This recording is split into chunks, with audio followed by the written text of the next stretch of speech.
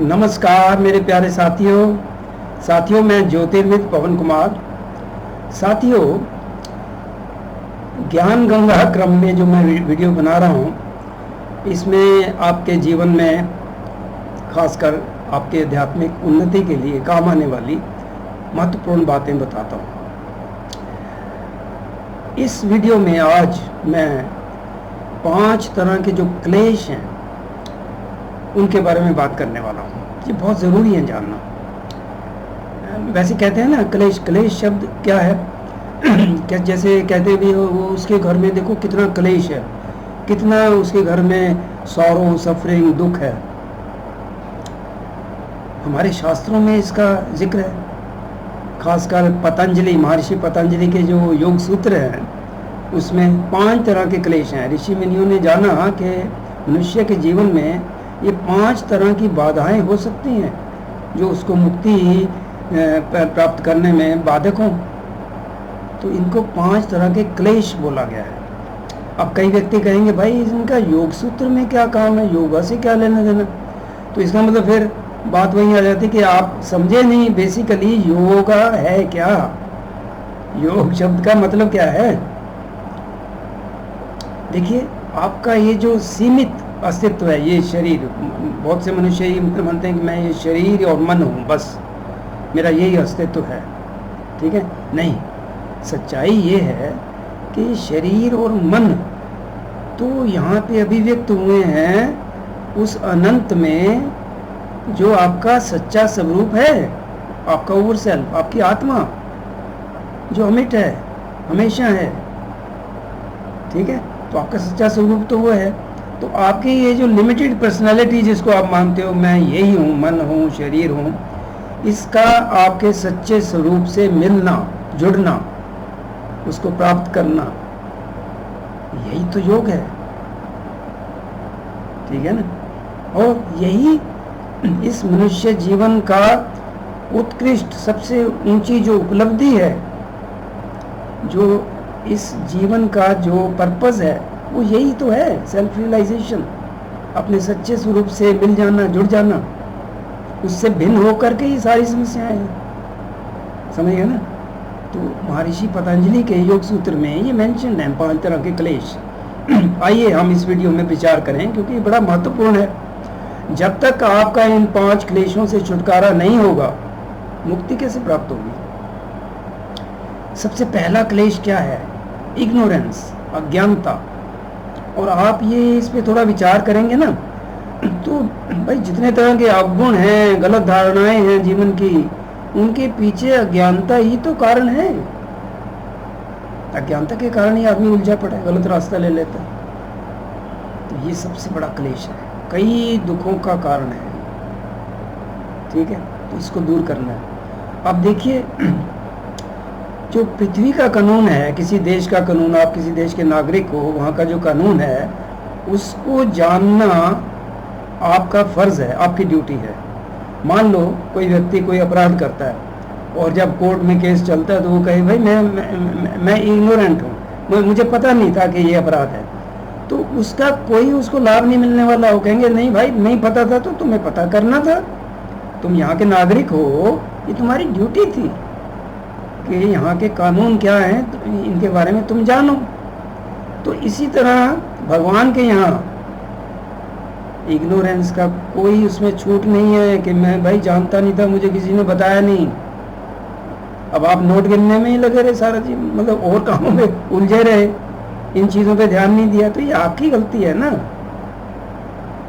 तो इग्नोरेंस, अज्ञानता, मेन अज्ञानता क्या है?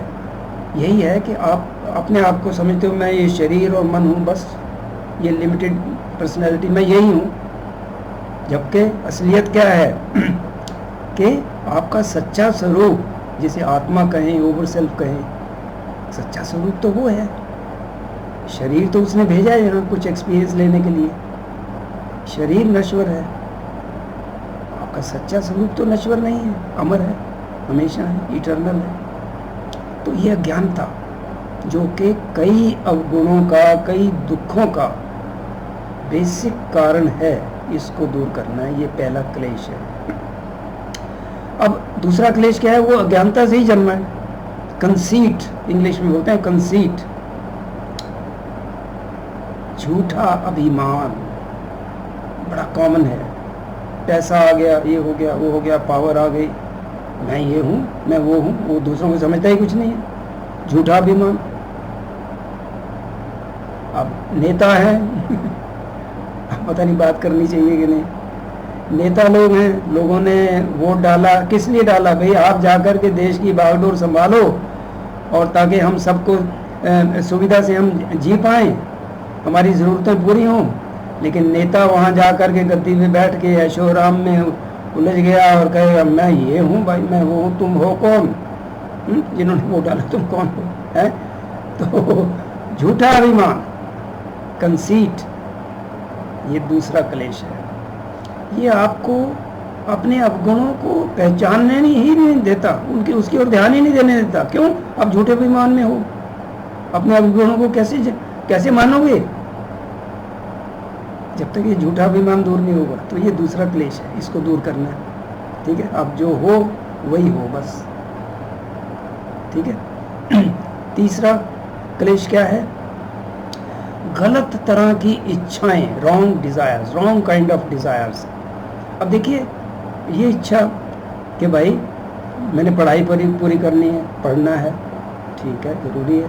मुझे भाई अपने रहने के लिए कैरियर बनाना है जिससे मेरी इनकम हो, कोई सोर्स हो, ये सही है। लेकिन गलत तरह की इच्छाएं भी तो हैं, बहुत हैं। अब मैं आपको क्या जिक्र करूँ, आप जानते हो। ठीक है, उसी में उलझा रहता बंदा। सब कुछ आ गया, बहुत कुछ आ गया, जितना चाहिए उससे ज़्यादा आ गया, लेकिन संतुष्टि नहीं है। इच्छाएं की पूर्ति होती है कभी? कभी नहीं होती। और फिर इच्छाएं बाधक क्यों हैं? वो इस जन्म में तो आपको कष्ट देंगी। जो इच्छाएं आपकी पूरी नहीं हुई उसमें उलझे रहे, पूरा जीवन खपा दिया। लेकिन आपकी मृत्यु हो गई तो जो इच्छाएं पूर्ण नहीं हुई, स्ट्रॉन्ग इच्छाएं आपकी, उसके लिए जन्म लेना पड़ेगा बार बार बार, जब तक कि वो पूरी नहीं होती। तो ये बहुत बड़ा क्लेश है। ठीक है, उसके बाद क्या है? और क्लेश क्या है? बहुत ज़्यादा अटैचमेंट या अवर्शन, दोनों है। या तो बहुत ज़्यादा लगाव है किसी चीज़ से, किसी व्यक्ति से भी हो सकता है, किसी भौतिक चीज़ से भी हो सकता है, पैसे से भी हो सकता है। ठीक है, बहुत ज़्यादा लगाव। और मोह भी तो यही है ना, अटैचमेंट बहुत ज़्यादा, ज़रूर से ज़्यादा। ठीक है, या फिर अवर्शन, नफरत। ये दोनों ही दो एंड हैं, एक नदी के, एक किनारा दूसरा किनारा, बीच का रास्ता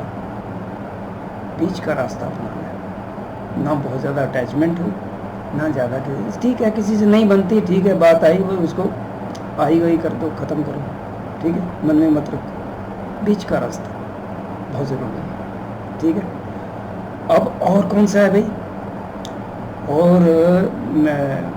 ये जो है अपना अवगुण, ये कहें जो क्लेश, और क्लेश कौन सा है? पोसेसिवनेस, अधिकारिता।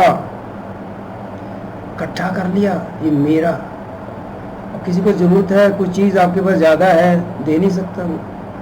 अब प्रकृति का नियम है, देखिए, आप माने ना माने वो अलग बात है, उससे कुछ नहीं फर्क पड़ता, वो नियम तो लागू हैं।